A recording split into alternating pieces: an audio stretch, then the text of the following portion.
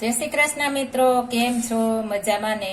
આજે આપણે બનાવશું તુરિયા બટેકાનું શાક. તુરિયા બટેટાનું શાક બનાવવા માટે મેં એક બટેકું મોટું લીધું છે. 300 ગ્રામ તુરિયા લીધા છે. મસાલામાં આપણે લાલ મરચું પાવડર મેં કાશ્મીરી લીધો છે 1 ચમચી. 1 ચમચી આપણે હળદર પાવડર, અડધી ચમચી હિંગ, 1 ચમચી આપણે લસણ આદુની પેસ્ટ લીધી છે, લસણવાળી ચટણી બનાવીને. 1 મરચું મોળું લીધું છે, તમે તીખું પણ લઈ શકો છો. અને 10-12 કરી આપણે નાની નાની લીધી છે લસણની. ત્યારબાદ આપણે આખું જીરું, રાઈ, ધાણા ભાજી અને સ્વાદ પ્રમાણે નિમક અને આપણે લીમડો 8 થી 10 પાન લીધા છે.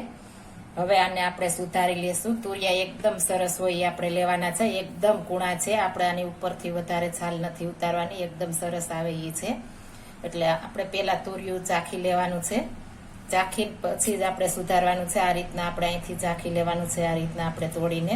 કડવું છે કે નહીં ખ્યાલ આવી જશે. એકદમ મસ્ત મીઠું છે. ચાખા પેલા આપણે શાક બનાવવાનું જ નથી, પેલા ચાખી લેવાનું છે. તુરિયા અત્યારે ઉનાળામાં કડવા પણ આવે છે અને એકદમ તાજા હોય અને એકદમ કૂણા હોય એવા તુરિયા લેવાના, એટલે આપણું બટેકા તુરિયાનું શાક એકદમ મસ્ત થશે. હવે આપણે આને સુધારી લેશું. આ તુરિયું જો ડીટીએસ કડવું હોય અને તમારે એમ થાય કે કડવું હજી છે, તો આ રીતના આપણે થોડુંક આ રીતના પાછું ફરી કાપી લેવાનું છે. આ રીતના કાપીને આપણે છરી વડે કે અંગૂઠા વડે આપણે કાઢી લેશું અને ચાખવાનું છે કડવું છે કે નહીં. તો કડવું બતાવી દેશે, કડવું નથી.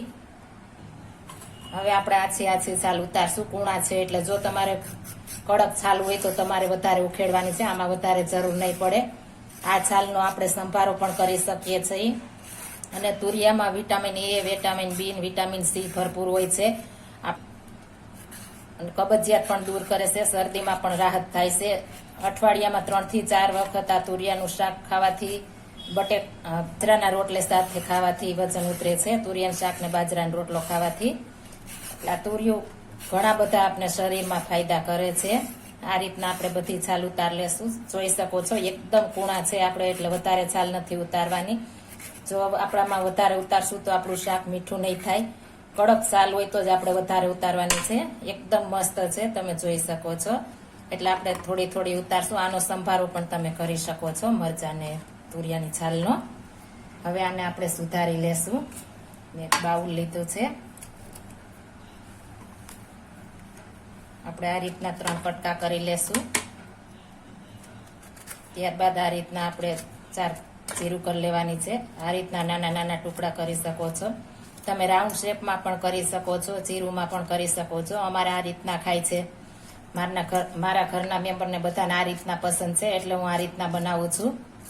તમે જોઈ શકો છો એકદમ મસ્ત આપણા નાના નાના ટુકડા થઈ ગયા છે. બહુ નાના નથી કરવાના, આપણે કુકરમાં કરવું છે એટલા માટે. એટલે આપણે થોડા મોટા રાખીશું. આ રીતના આપણે બધું સુધારી લેશું. આપણે તુરિયા મસ્ત સુધારાઈ ગયા છે. હવે આપણે બટેકું સુધારશું. આપણે પેલા છાલ ઉતારી લેવાની છે આ રીતના.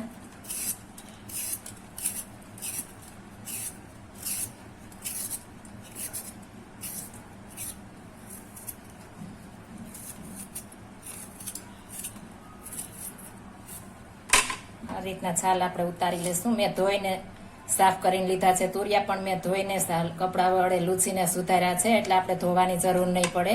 બટેકું પણ મેં ધોઈને જ લીધું હતું સાફ કરીને. હવે તેને આપણે સુધારી લેશું.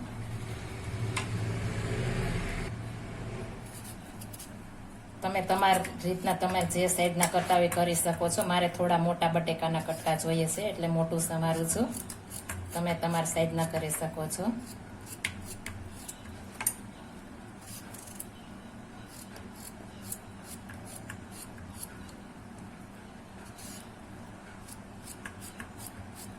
આ શાક એકદમ મસ્ત બાજરાના રોટલી સાથે ભાખરી સાથે બહુ મજા આવે છે.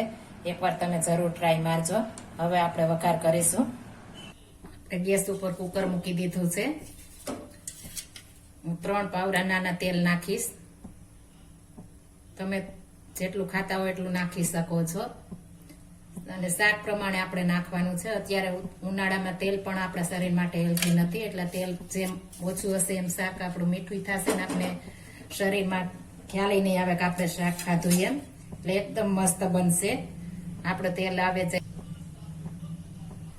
આપણે લસણ પેલા નાખી દેશું. આપણે લાલ કરવાનું છે. લસણ લાલ થશે તો આપણું શાક એકદમ મસ્ત ટેસ્ટફુલ બનશે. આ રીતના પેલા આપણે લસણ નાખી દેશું.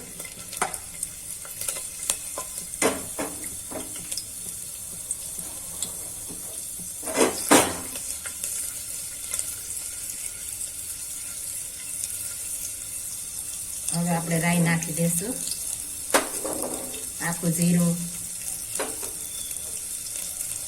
હિંગ,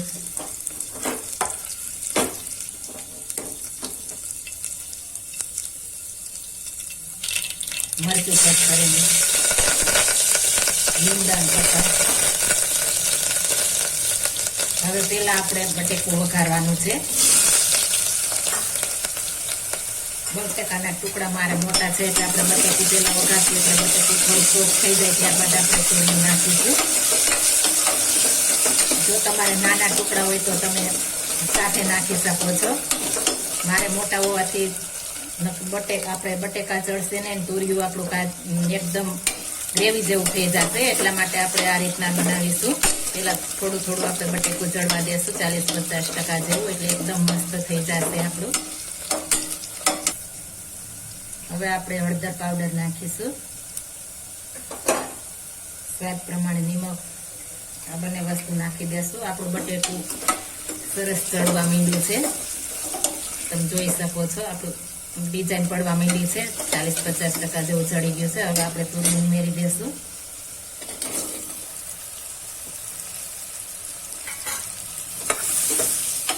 આ રીતના બધું મિક્સ કરી દેશું.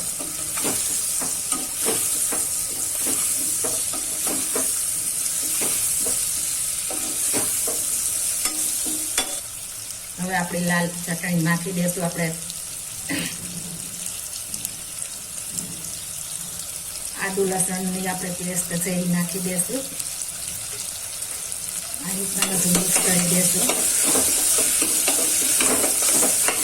આદુ લસણની પેસ્ટ નાખવાથી એકદમ ફ્લેવર મસ્ત આપણા શાકને આવે છે અને કલર પણ એટલો મસ્ત આવે છે. ત્યારબાદ આપણે કાશ્મીરી મરચું પાવડર નાખી દેશું.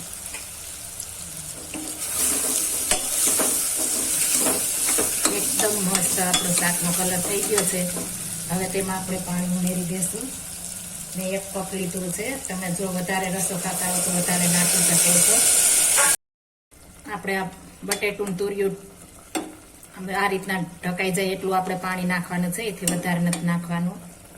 હવે આપણે આને ઢાંકણું ઢાંકી દેશું અને 3 વિસલ વાગવા દેશું.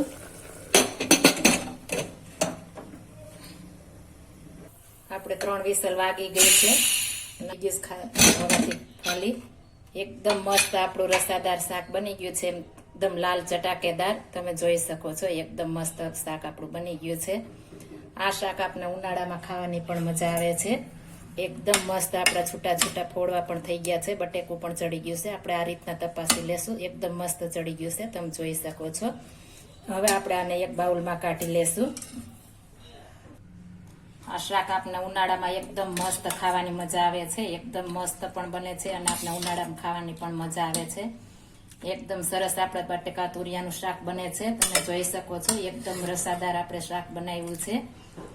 આ શાક આપણે મહેમાન આવ્યા બનાવીએ તો મસ્ત બને છે અને ટેસ્ટ પણ એટલો મસ્ત આવે છે, તમે જોઈ શકો છો. એકદમ આપણું ટેસ્ટફુલ શાક બની ગયું છે. સુગંધ એટલી મસ્ત આવે છે કે ખાવાનું મન થઈ જાય. હવે આપણે ઉપરથી ધાણા ભાજી વેરી દેશું, એકદમ કોટ કરી દેશું. આ શાક સર્વ કરશું. જો આ મારી રેસીપી પસંદ આવી હોય તો મારી ચેનલ લાઈક, શેર અને સબસ્ક્રાઈબ કરી દેજો. ફરી મળીશું નવી રેસીપી લઈને. જય શ્રી કૃષ્ણ.